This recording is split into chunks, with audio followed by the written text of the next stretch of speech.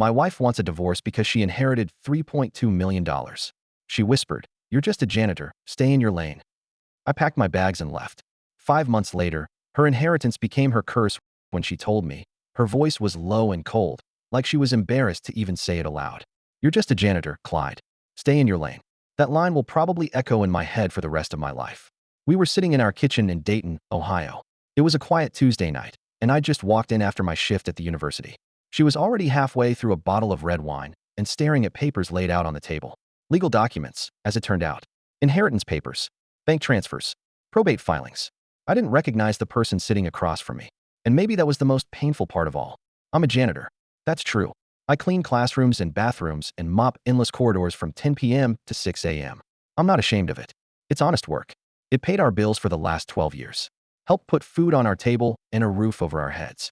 That job also let my wife, Morella, go back to school part-time. Helped her climb her way up as a paralegal. We made sacrifices together. So when she said that, "You're just a janitor," it didn't just hurt. It hollowed something out in me. Let me rewind. Morella and I met when I was 34 and she was 31. We were both attending the same church at the time, and we started chatting at a community picnic. She was sarcastic, sharp-tongued, but in a way that made you want to keep talking. I liked her grit. She liked my steadiness. Things moved slow but steady. Within 2 years, we were married. We never had kids. We tried for a bit, but after some doctor visits and a lot of heartache, we quietly agreed it wasn't in the cards. We threw ourselves into our routines, her with her job at the firm downtown, me working nights at the university. We made the most of weekends. We had our favorite diner, our backyard garden, our little rituals. She liked vacations to Charleston and Asheville.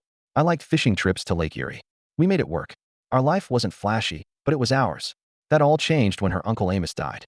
He was the black sheep of the family, lived like a hermit in Oregon, barely showed up at holidays. I'd met him once, maybe twice. The man never married, had no kids, and spent most of his time trading stocks and collecting obscure antiques. When he passed, the will named Morella and one of his former business partners as joint beneficiaries. Total estate value, $6.4 million. Her cut, $3.2 million. At first, she was stunned. We both were. I remember us sitting on the back porch, drinking coffee, making plans. Maybe we'd pay off the house. Maybe she could finally start her own practice. Maybe I could quit the janitor gig and try that handyman business I'd always daydreamed about. But within a week, things changed. She got distant. Obsessed, even. Every evening she was poring over documents, researching investments, taking calls with financial advisors and wealth consultants. She started making snide comments, nothing blatant at first, but enough that I noticed. "You wouldn't understand," she'd say if I asked about her plans. "I'll take care of the money stuff," she added one night, like I was just some teenager who couldn't be trusted with responsibility. Then came the purchases. She leased a BMW, bought designer clothes she used to scoff at. She flew to Chicago for a weekend conference about emerging markets with a group of online investors. She quit her job without even telling me first. One evening, I came home from work and found her pacing the living room on the phone, laughing in a way I hadn't heard in years. When she got off, I asked, "Who was that?" "Paolo," she said casually. "He runs a crypto startup. He's helping me double my money." That's when my stomach dropped. I told her to be careful, that it sounded too good to be true, that you don't just double millions in a few months without serious risk. She rolled her eyes and walked away. "You don't get it, Clyde," she said. "Not everyone is content mopping floors." And that's when I knew it wasn't just the money that changed, it was how she saw me. The night she told me she wanted a divorce, she barely made eye contact. She poured herself another drink, sat down at the table, and said she'd already spoken to a lawyer, that she wanted a clean split.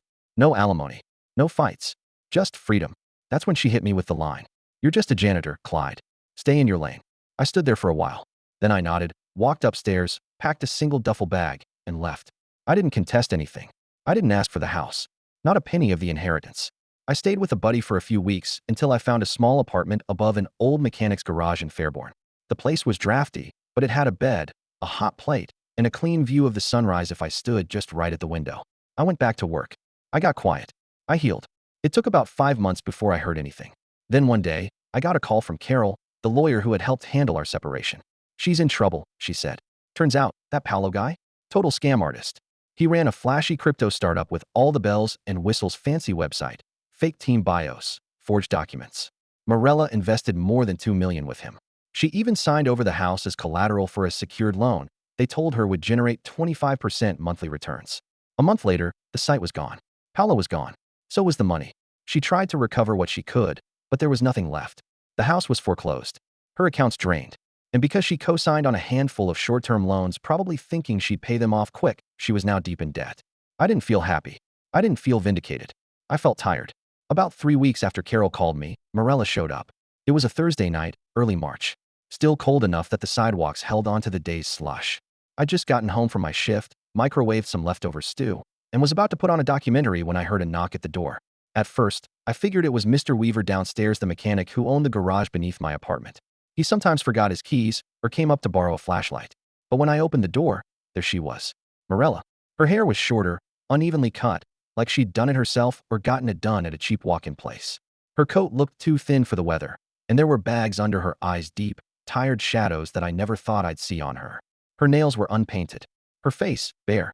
We stood in silence for a few seconds. "Can I come in?" she asked. I moved aside without saying a word. She sat on the edge of the recliner, the one piece of furniture in my place I was really proud of. I bought it secondhand, but had reupholstered it myself. She didn't seem to notice. She just rubbed her hands together and looked around like she didn't quite know where to start. "I didn't know where else to go," she said finally. I said nothing, just sat across from her and waited. She started talking, hesitant at first, like she wasn't sure she had the right to. But then the words started flowing. She told me everything: how Paolo charmed her, how the money disappeared, how the house was auctioned off. She'd been staying in a motel on the outskirts of town, working double shifts at a diner off Route 35. Her car had broken down 2 weeks earlier, and she'd been taking the bus in and out of the city. "I should have listened to you," she said. "I should have seen it coming." Again, I didn't say anything. Part of me wanted to. Part of me wanted to scream. "You called me a janitor like I was nothing." But I didn't. Maybe because I was tired. Maybe because I knew that anything I said would just sit there, hollow and weightless. She looked up at me, eyes red. "Do you think we could? I don't know, talk more? Maybe not right now, but sometime." I nodded, because I didn't know what else to do. She left that night with one of my old sweatshirts. Said she didn't have a warm coat. I offered it without thinking. Old habits, maybe. Over the next few weeks, she texted occasionally. Just small things. Asking how I was. Mentioning she saw a movie trailer she thought I'd like. Telling me her shifts were harsh. I didn't block her, but I also didn't respond much. Not because I wanted to punish her, but because I didn't trust her anymore, not yet, maybe not ever. And I didn't want to confuse nostalgia with forgiveness. Still, I'd be lying if I said it didn't affect me. You don't spend over a decade with someone and walk away clean. Even when the split is sharp and cruel, there's always residue. A shared language. 100 memories embedded in the fabric of your day-to-day life. Like the way I still made too much coffee in the morning. Or the way I found myself humming along to that jazz album she used to play while cleaning the house. It wasn't love, but it was something. About a month later, I saw her again. It was by chance. I'd stopped by the hardware store to pick up a replacement for my busted space heater, and there she was standing in the aisle, comparing off-brand coffee makers. She looked thinner, tired, but not quite broken. She was holding a coupon and looked embarrassed to be using it. We didn't talk long, just a few pleasantries. But I could feel something in the air, a weight, an awkwardness. Like two people who used to speak in full sentences now struggling to form a single word. She smiled at one point and said, "You look good." I didn't say it back. I just nodded. What struck me more than anything was how different she looked when stripped of all the noise, the clothes, the money, the attitude. She looked like the Morella I met all those years ago. The one who talked about dreams instead of dividends. I left the store first. When I looked back, she was still holding the same coffee maker, staring at it like it was a decision with more weight than it ought to carry. Since then, it's been a strange dance. She calls once every week or two, leaves voicemails sometimes, but doesn't always expect a call back. She doesn't ask for money or help. She doesn't beg. Sometimes she just talks about the weather or about a customer at the diner who left a big tip. I think she's trying to rebuild her life, piece by piece, slowly. And maybe she thinks that if she fixes herself, she'll earn a way back into mine. But I don't know. I don't know if I'm ready to let her back in or if I ever will be. I still think about the night she told me to stay in my lane. And the worst part? I did. I stayed in my lane. I walked away. I rebuilt quietly, with dignity, with humility. But sometimes I wonder, should I have fought harder? Or maybe the real fight was walking away in the first place. The thing about pain is that it doesn't always scream. Sometimes it just settles into your bones like humidity, always there, always pressing in, even when the sky looks clear. That's what those months felt like. After running into Morella at the hardware store, I went through a stretch of old memories I thought I'd buried for good. Not dramatic ones, no screaming matches or grand gestures. Just quiet scenes that now felt like they belonged to someone else's life. Like the time we drove to Hocking Hills and hiked for hours, then sat in the back of the car eating sandwiches we made at home, laughing about how I forgot the mustard. Or the way she used to fall asleep on the couch mid-movie, head on my shoulder, always saying, "Wake me up at the good part," knowing full well she'd missed the ending. Those memories didn't make me want her back. They just made the silence louder. I kept my life simple. Still janitoring. Still living above the garage.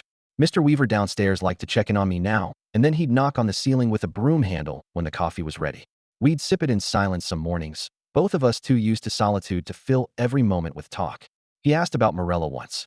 She stopped by, he said one morning, nodding at the street where her car used to park. Yeah, I said. It was nothing. He didn't press. Just sipped his coffee and grunted like that told him everything he needed to know. Spring turned into summer. On a humid evening in June, Morella called. I let it ring. She texted a minute later.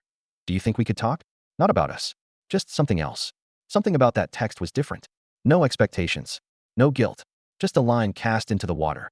I agreed to meet for coffee. Neutral ground. Bright enough that it didn't feel like a date. Quiet enough that we could talk without dodging the past. She showed up early. That used to drive me crazy how she was always 15 minutes early to everything. She looked better this time. Not polished, but more centered. Like someone who'd made peace with starting from zero. We talked for nearly an hour. Not about the money, or Paolo, or the divorce. Just life. Her shifts at the diner. A regular customer who always tipped with exact change. The way she'd started helping her neighbor, an older woman, with groceries.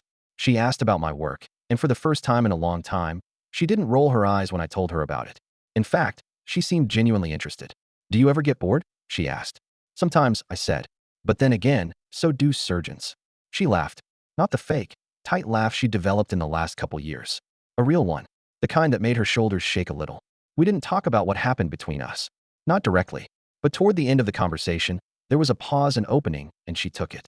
I was scared, she said. When I got the money, I thought I had to become someone new to deserve it. And then I thought maybe you didn't fit into that version. I didn't say anything. I told myself it was about ambition. About building something. But really, I just wanted to feel like I mattered. Another pause. I think I confused value with worth, she said. And I confused your humility with weakness. The air was thick with things unsaid, but for once, I didn't feel the need to respond right away. I just let it sit there. Eventually, I told her I had to go. She nodded and stood up. Thanks for meeting me, she said, brushing a strand of hair behind her ear. I said, take care, Morella. She walked to her car, and I watched her drive off. Not because I was holding on to something, but because sometimes, closure isn't a moment, it's a process. After that, we didn't speak for a while. She stopped calling, stopped texting, and for a while, I thought maybe that was the last time I'd see her. Maybe we'd both drift off into separate stories. Maybe that's what healing looked like, distance. But healing, I've learned, is rarely linear. 2 weeks later, I got a knock at the door. It was nearly midnight. I was about to head out for my shift. The hallway light had burned out, so I couldn't see who it was until I opened the door. It was Morella. She looked nervous. Not dramatic, not emotional, just uneasy, like she didn't quite know what she was doing there either. I'm sorry, she said. Then she handed me something. A notebook. Worn edges. Spiral bound. I recognized it. It was my old project journal. The one where I used to sketch out ideas for the handyman business I dreamed about starting back when that dream felt possible. I found it in the old storage bin, she said. I kept it. I don't know why. I turned it over in my hands. Pages still full of scribbles, measurements, plans. I read it last week, she added. All of it. Then she looked at me. You were always building something, she said softly. Even when I was tearing everything down. I stood in the doorway for a while, holding that notebook like it was a piece of me I hadn't seen in years. The last time I touched it, we were still married.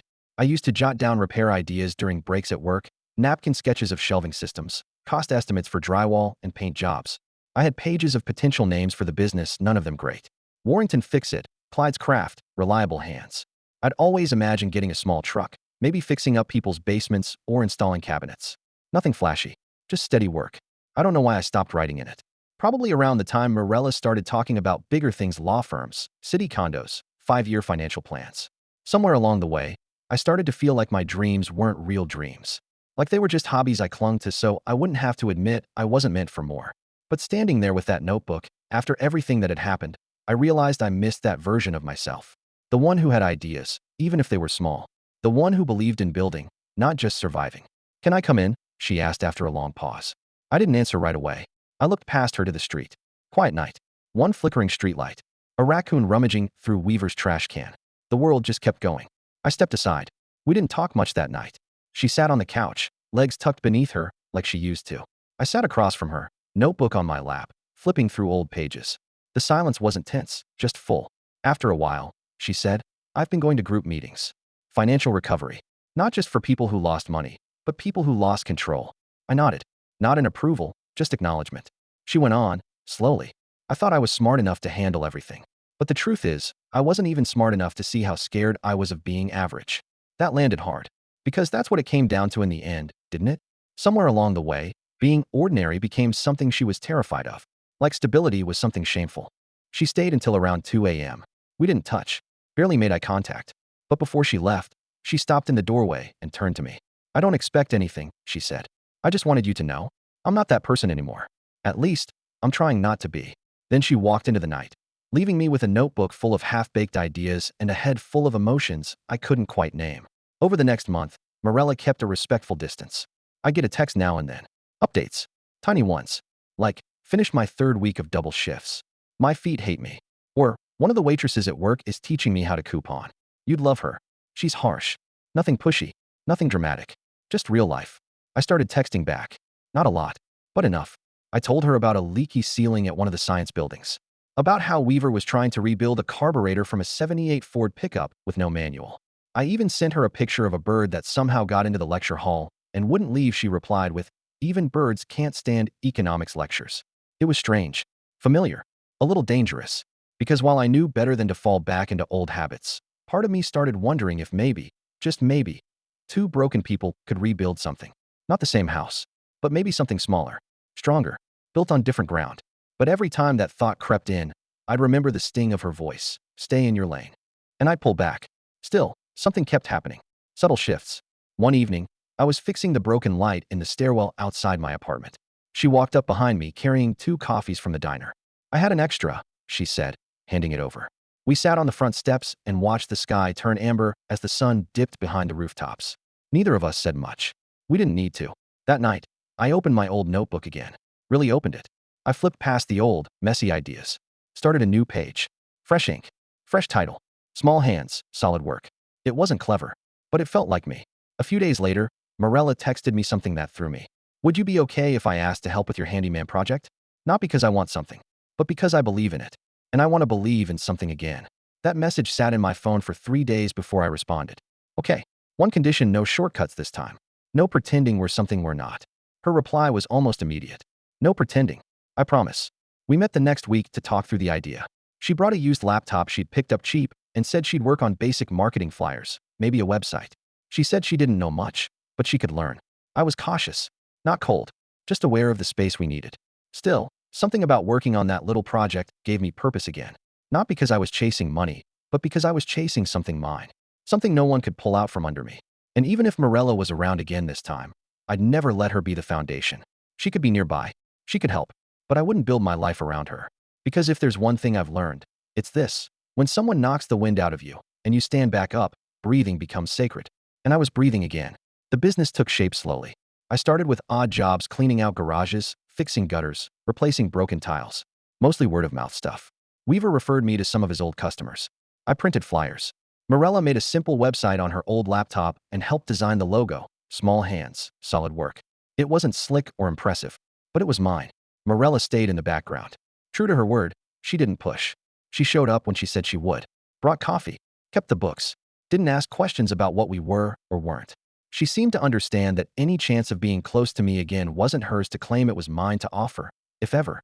Still, she was there. Summer turned to fall. My little handyman business was turning a decent profit.